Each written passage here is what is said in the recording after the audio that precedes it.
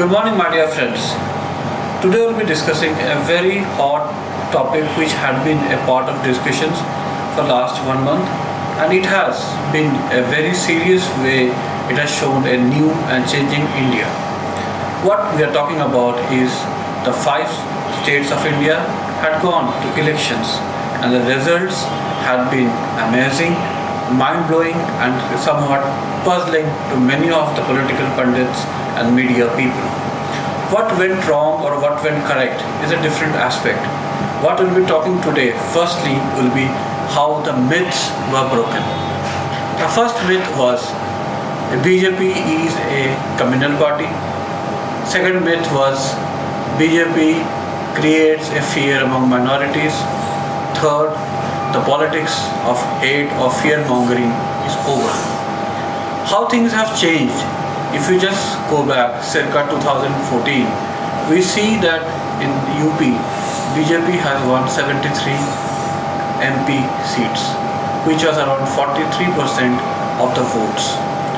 But this was a Mount Everest to climb again and again. When 2017 elections were announced by the Election Commission of India, we saw that there will be a 7 rounds of voting.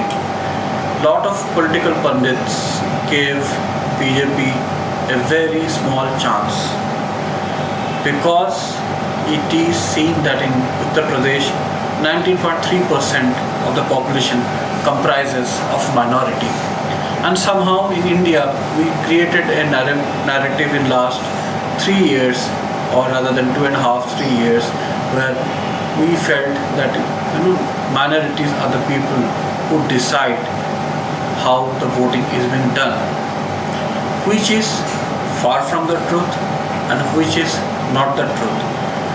But this narrative has been created by armchair politicians who are seen mostly in the news channels discussing at 9 p.m. or 8 p.m. or 10 p.m. slots, by media people who have some vested interest in creating a kind of psychosis in the mind of people, so that people are not in the mode of development.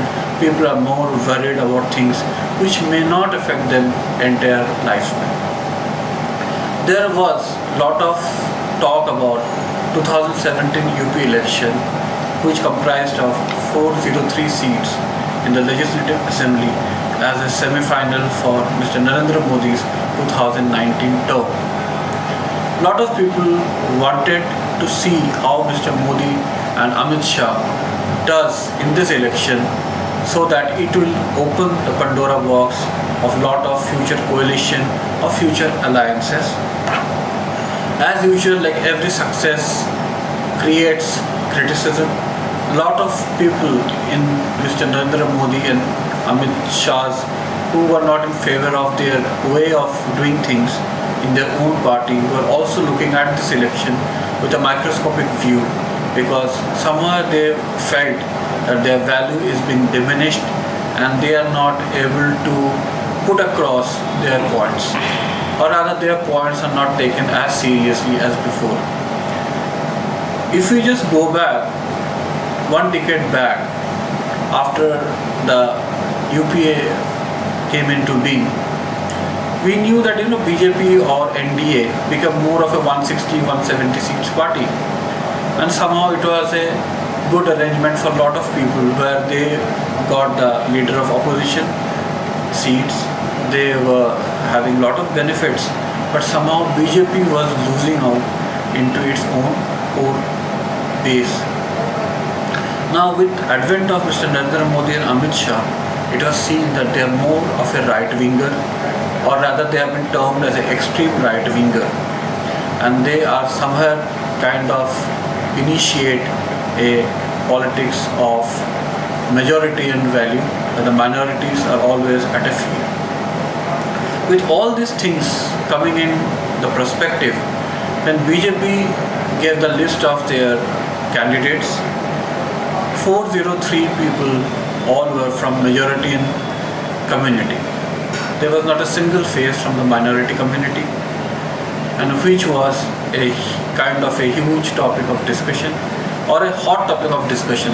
Somehow it's proved to some of these media journalists who always felt that a different way of politics should be followed in India, that this 403 people from a majority community talks about a huge distrust Mr. Narendra Modi and Mr. Amit Shah has for other communities.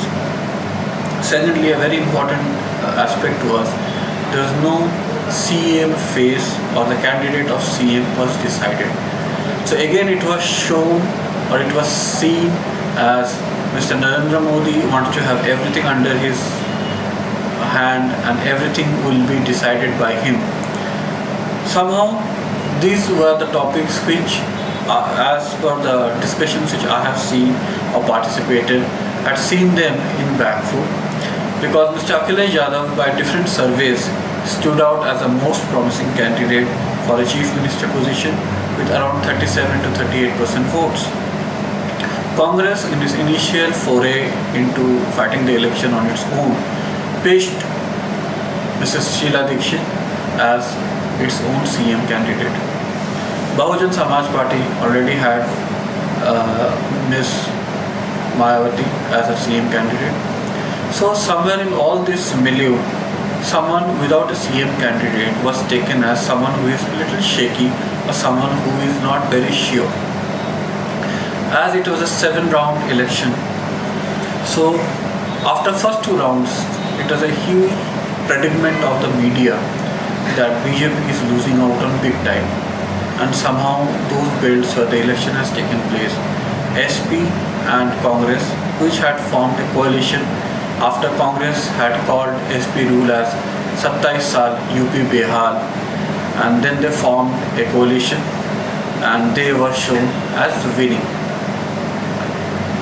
More of it was like BJP was being a communal party without any kind of representation from minority is shown or is seen as someone who is a majoritarian party or an extreme right. In between the election process as it was going on, the campaign by BJP or led by Mr. Narendra Modi was very aggressive, very assertive, and it was like something which has hit the opposition very badly. And they started coined a term by calling him Prachar Mantri than Pradhan Mantri. His stay at Varanasi, from where he represents in the parliament, was made fun of, and it was said that because BJP is losing big time and somehow this election is a referendum on Mr. Narendra Modi. Lot of cabinet ministers were stabilized in UP and they were really doing a lot of hard work for the party. And media was, along with oppositions, constantly making fun of it or trying to belittle the work of Mr. Narendra Modi and the NDA government. Now what went right or what went wrong, I'll come to that later. But we'll talk about the issues which the opposition was trying to harp on.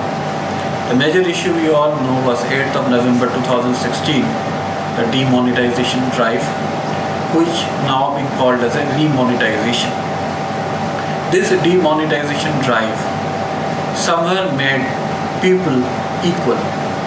I as a person who does travel extensively, and I have met people from all strata of the society.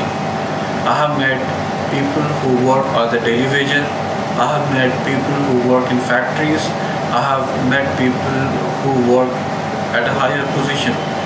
They all, or rather 95 to 97% of people I have met, were very happy. Now why they were happy is, after a long time in India, any political party had dared to make people equal. We in India know very well, say 50 to 60 families has around 93 to 95% of the wealth which the Indian economy professes. Now suddenly it made all those 1,000 rupees, all those 500 rupees, all those notes not only unworkable, but it made a lot of people realize that this government is pro-poor. There had been lot of talks of ATMs which were not able to give out enough money. There were long queues. There were talk about deaths. Somehow this narrative, a negative narrative, was prepared by the media and which was published with a great gusto, so that somehow this whole demonetization drive is taken back. I would rather believe that certain political parties thought that this procedure would be taken back long before 30th December deadline, which was given by Prime Minister Narendra Modi, and they were hoping that by or before 30th of December they will somehow try to put their notes back. Another funny incident happened when one of the very prominent political force and political face of India went to ATM, withdrew 4,000 rupees, which was the limit, and then after 1 month he flew to Bangkok. So it talks about that person only needed 4,000 rupees to spend for whole month of his expenses, and that 4,000 rupees even helped him to flew to Bangkok. Now the whole process of demonetization or demonetization, as we call it, is being done so that digital systems are put in place and people start transacting in a digital way. I, as a person who stays alone, have never had any problem in transferring money. I can even share my own example of my housemaid. She told me, "Ki bhaiya, please transfer this money to my account," and we had been doing it since then. Second very important topic, which was something which really touched all Indians, were when all the political opposition were trying to ask for a proof of surgical strike.